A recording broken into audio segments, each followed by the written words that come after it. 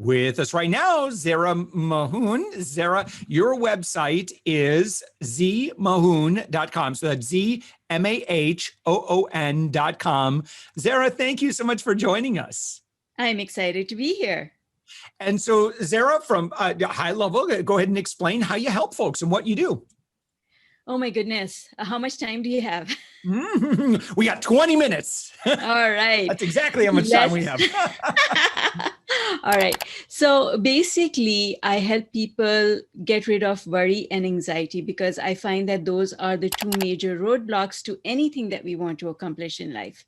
And it can go in any direction because we don't sometimes even realize that we are worrying about something. Yeah. So it's primarily about mindset, positive thinking, just taking a step back from the way you think, mapping out your thoughts, and then looking at that map and asking the question, is this map taking me to where I want to go, or is it taking me away from where I want to go? Yeah. All right. So listen, and what we're talking about, I don't mean to transpose my own insecurity upon the audience, but my suspicion is that this is a very common thing that folks wrestle with worry. I know I do, and I worry about just dumb stuff that almost never comes anywhere close to the worry that I have. What's going on with me, Zehra? How come I worry? It's a habit. It's a habit that we learn and we don't realize it. And then the habit takes over, just like any other habit. We know it's not good for us, but we can't help ourselves because it becomes a habit. It's just like any other bad habit, any substance abuse situation, any food abuse situation. It's all about habits. All right. So how do we break bad habits? Well, there's a couple of ways you can do it. One is you just decide that you're going to go cold turkey and you do. That's the harder way to do it. And it's not always possible. Some people are able to do it, and that's what we call a quantum leap. A quantum leap is someone who accomplishes a quantum leap, is a person who says, okay, I'm going to do it, and then they go ahead and do it. All right. Well, that sounds great. I like that. I like that way. So are there any steps? Should I be reciting mantras? What do I do here? No. The reciting mantras is the other way. So if you decide to make a quantum leap, that's just a decision. And in that one split second, you let go all your past beliefs and you say, I'm no longer subscribing to the way I was living my life. I'm going to start fresh with a fresh canvas with new rules. Not everyone can do that, but some people can. Okay, well, I'm with you so far. I've said it. I agree. I am no longer going to worry. Now what do I do? Now you don't do what you used to do. But what happens if I start worrying? Well, that's the thing. That's why not too many people can accomplish those quantum leaps. So the other method, which works for most people, is the slow and steady changing, shifting of habits, understanding where you're going off track, bringing yourself back onto track. So it's like going on a freeway and taking the wrong exit, then getting back on the highway, going a fair distance and then getting off at the wrong exit until you stop getting off at the wrong exit. And that takes work. It takes work. Mantras are sometimes part of it because what a mantra does is it replaces your thought process. If you focus on the mantra, now you're not thinking the old thoughts, the old habit of thought that was keeping you where you were. So now you can do things in a completely new manner. All right. Anything you can get rid of in 3 days. And that applies to your thoughts as well. So if you sat and you did that mantra for 3 days, you would come out with a new habit of thought. Yeah. So what would the mantra sound like? Like, so for example, like if someone is either worried about lack of money. Maybe they're worried about, in my case, I probably worry about disappointing others too often. When that feeling starts to creep in, and I'm like, oh, there you are, my old friend. Right. So I know there's value, number one, in separating yourself from the thought. The thought is not me, and the thought is not necessarily reality. So like, I'm usually pretty good at saying, oh crap, there's that worry again. And I keep reciting stuff, or replaying things or rehearsing things, right? And that's kind of where my brain goes to, but I don't want to do that anymore. So like, again, I recognize, and I think that's a valuable first step, is recognizing, listen, this is not you. This is a separate thing here that you're doing, and to be able to identify it separately and separate from you is so valuable. Like that reflex, I would imagine, is probably one of the earlier steps here. Absolutely. And it goes hand in hand with being mindful. If you're not mindful, you will not know that you've gone back to your old habit. See, a lot of us go off on autopilot and we don't realize that that's what we're doing. That autopilot is the old way of doing things. In order to change that old way of doing things, you have to be present. This is why mindfulness is so important. Be present here and now, and that is the only way that you will know where you are going in your thoughts. So if you zone out and you don't even know that you are worrying, how are you ever going to change that? So the first thing is become present. And you become present by just making the decision and focusing on the task at hand. How many times is it that we are in conversation with someone and we are kind of listening to them with one ear and our thoughts are somewhere else? We're thinking about the next thing that we need to do, or other stuff that we need to get done. And so we're not fully present. Be present with whatever task you're doing. And that is how you will become mindful, and you will know when you're going off towards those worrisome thoughts. That's how you can stop those worrisome thoughts. So once you start understanding that you're going in that direction, stop and take your mind off of that onto something else. And what I say is pick the first thing that's next to you. So I have this highlighter. I'm just going to focus all my 5 senses on the highlighter. Oh, wow. I like that. So it doesn't necessarily have to be something, like, think about pink clouds, happy thoughts, happy thoughts. No, actually, that actually is the harder way of doing it. Wow. Because when you are in a place of worry, happiness is a very far thing to get to. It's not close enough that you can grab it. So you have to get off the worry first. I explain it like this. If you're worrying, it's like you're going reverse in a car. From going reverse, you don't go into 4th gear forward. In the flip of a switch, you first have to bring that car to a stop, put it in neutral, and then go into 4th gear or drive. Yeah, that makes sense. So that process of bringing the car to a stop is the process of focusing on something simple that's right in front of you. But you have to put all 5 physical senses onto this little thing, because our 5 senses are the way that we interpret the world around us. And if you don't focus all 5 on this thing here, then your mind still has the ability to go somewhere else while you're looking at it. So I can be looking at this and thinking another thought, unless I put all 5 senses on it and I start describing it to myself. This is a yellow highlighter. It's kind of funny in the way it's shaped. I like how smooth it is. I don't know if I like the clicky sound. So you see what I'm doing? I am focusing all 5 senses on this. When I do that, and if I am able to do that even for just 30 seconds, that anxiety, that bout of anxiety or worry passes. I'm calmer. And now I can think straight, because no one can think straight. If you're in the middle of an episode of anxiety or worry or a panic attack, you have to let that pass. You cannot make good decisions if you don't have clarity. And you cannot have clarity if you are all caught up in worry and anxiety. So better decisions happen when we live mindfully, and that is why all aspects of our life improve, because we just make better decisions about things. Yeah, I like that. Okay, so that is a really great practical thing that we could do. So keep a highlighter with you.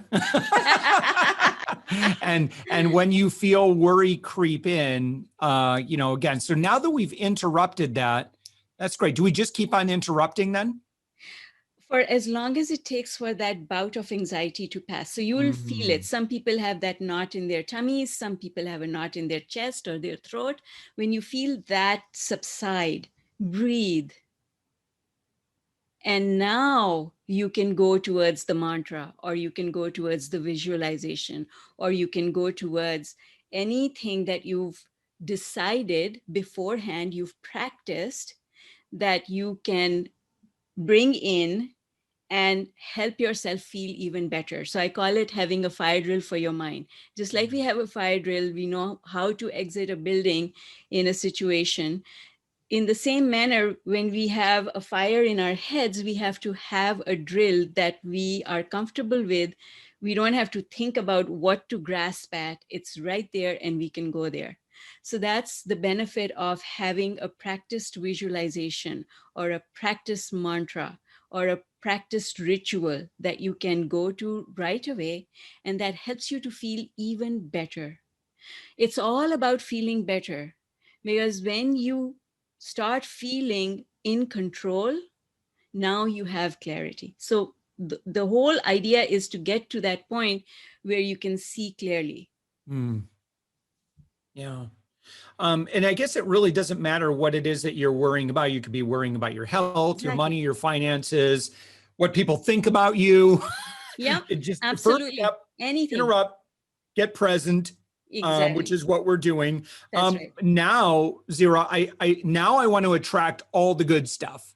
So like, let's say, for example, like, let's say someone is a consultant and they want, a certain type of client, right? And they want maybe several. So what could we do to start manifesting that in our lives? The trick to manifesting is understanding the difference between intention and attention. Your intention is to attract clients. Your attention also has to be on that instead of being on the opposite of that. So let's say your intention is, I want 10 new clients and they have to be this avatar or profile. But I keep thinking my attention is on, there aren't enough of those around. How will I find them? What should I do? So with thoughts like that, you're actually pushing away the thing that you want. Your attention and intention have to be in the same place. And then you don't have to, then it's effortless. Then it will come to you. Yeah. Yeah. What do you say to someone who's like, well, that sounds all woo woo. I still have to do the work in order to get the thing. Yes, you do. It's not about not doing the work. It's about making the work easier to do. Because when you have clarity and you're not riddled with worry, that's going to make things easier. Exactly. We'll start there. Exactly. So, there's this misconception that law of attraction is about no work. That is incorrect. Law of attraction says do the work, but first get clear about what needs to be done and make the work easier to do. And that's what the thinking process is all about, because we think in ourselves into difficulty and we can just as easily think ourselves out of difficulty. Yeah. And make it easier.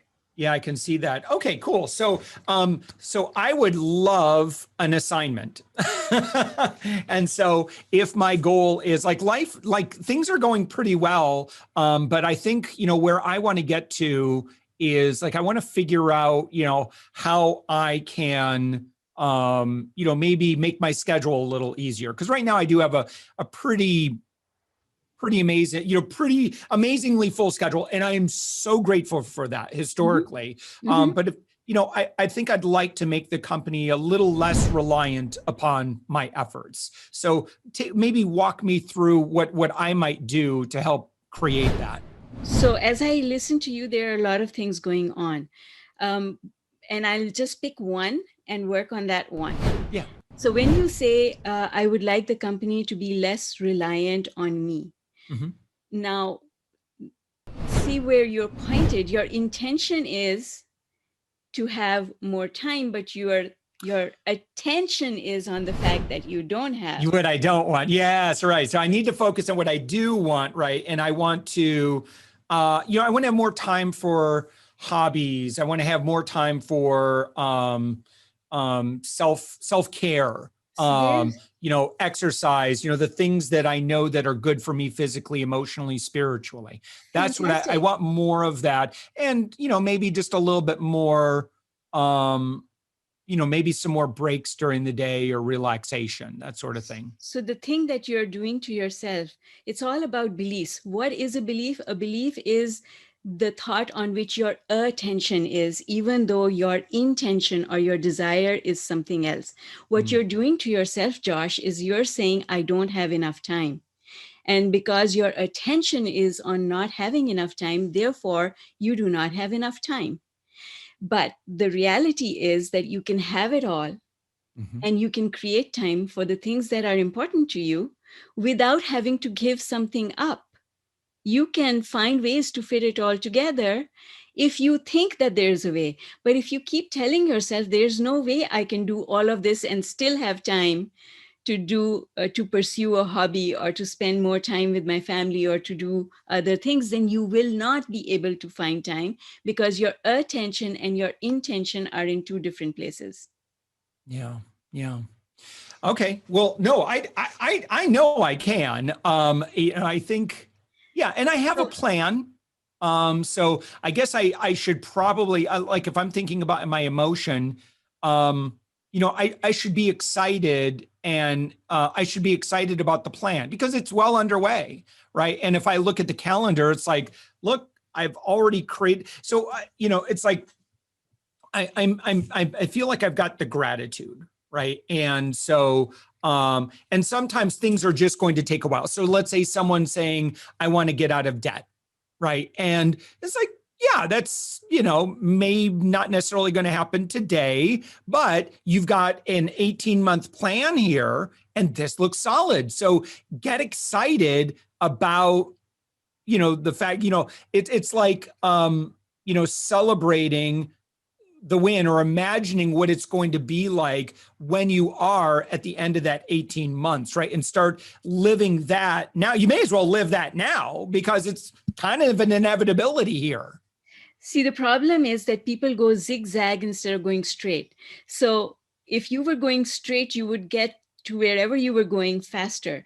In reality, what happens is, for example, if someone has debt that they want to pay off, or you want to free up time, the problem is you think about freeing up time or paying off the debt, but then you come back to what you think is reality, which is the absence of the thing that you want. So you keep zigzagging between having and not having, having and not having, having and not having, and that makes the journey longer. If you do get focused and you say, I'm well on my way, and you always think positively about that thing that you want to accomplish, you'll just end up getting there faster.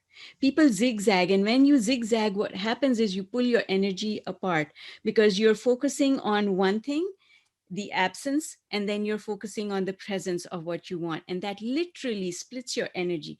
Tell me something. If you had 2 doors or 3 doors or however many doors in a room that you wanted to open and all of them were stuck, would you much rather put all your energy into opening one door, or would you much rather go and put some energy into this door, some into this door, some into this door, some into this door? What would you do? Well, I generally tend to be a pretty focused person. So I guess it depends on the context that you're talking about. But yeah, usually I'm like, I'd rather do one thing exceptionally well rather than bunch of little things. Exactly. So. Exactly. Now take that concept and apply it to worry and anxiety about not having time, for example. So what you're doing is you're saying, I want to get out of this room where I have no time, but then you're focusing your attention on not having time as well as wanting to get out of the room where you have no time. So you split your energy onto two things. Instead, put all your energy into having time, and then you will make time because you won't be splitting your energy. Yeah. So Zehra, tell me about who you work with and how folks engage with you. Like, how do you work with clients? I work with clients in many different formats. So I basically run a 40-day workout, which is a thought reprogramming workout. And I also run a 365-day workout, which is more of a spiritual incubator, because I have come to the conclusion after many years of doing the work that I do, that there is no quick fix. And you do really have to become committed to the work that you're doing. So you can do the 40-day workout and take some exercises from what you learn and keep doing them. It's about consistency. It's two things. It's consistency and deepening your knowledge. So if I could create a parallel, I would say it's like learning karate. If you're a white belt and you learn a few moves, you need to perfect them before you can go to the yellow belt and then to the green and whatever. What happens is people take skills or tools and they use one tool a little bit and then they skip forward to the next and the next and the next, leading to a situation where they have not mastered anything. Yeah. Yes. Right.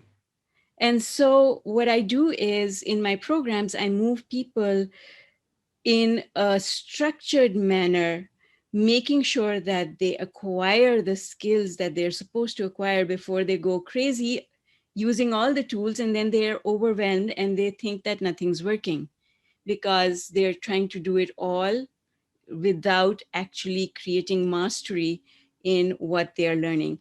So there are a number of programs. There are specific programs based on specific things that people want to achieve, and then there are general programs. And when you connect with me, you can find out all about them. So Excellent. And you have a book as well, Unlimited?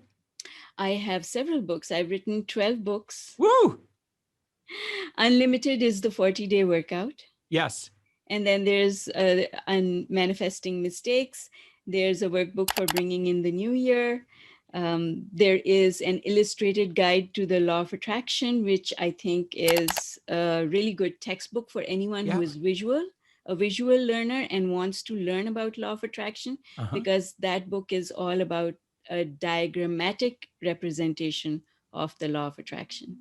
Yeah, very cool. Very cool. All right. Yep. And I see your books. Yep. I see them all on Amazon here. This is fantastic. All right. So, Zehra, your website is zmahoon.com. That's ZMAHOON.com. What should folks click on when they go to your website? If they want to get in touch with me, they can click on the contact tab and send me a message. And if they just want to hang around and browse and look at what's going on in my universe, they are most welcome to stay as long as they want. Yeah, you've got by the way, you've got a free download here as well about, it says, why me? Why do bad things happen to good people? So good. You can grab that free download at Zehra's website. Zehra, this has been absolutely fantastic. Thank you so much for joining us. Thank you for having me.